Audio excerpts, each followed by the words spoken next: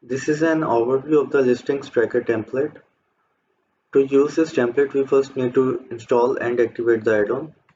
In case you haven't already installed the add-on, just go to extensions, add-ons, get add-ons, and type in Gorilla ROI.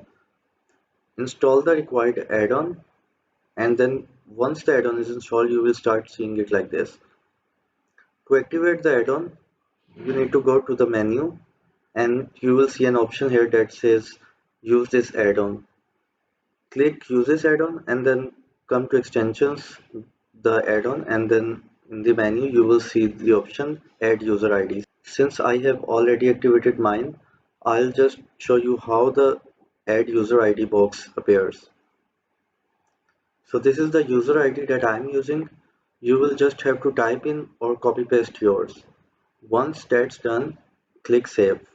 Once this is done, we need to make sure that the data starts appearing here in the listings sheet.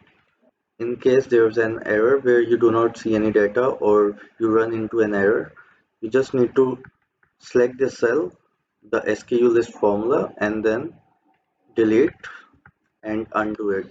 So Control Z. This will trigger a refresh across the whole sheet. You see now the data is loading and it should appear now. Okay, so the sheet itself contains the product details and then you start seeing the product listing information. So this is how the listings tracker template works.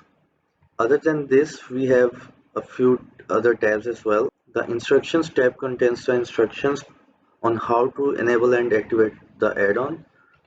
And here you see the colored legends we use in our sheets. Here we have the glossary tab. It contains all the custom functions that we offer. To learn more about any of these functions, you just need to click here and it will take you to our website.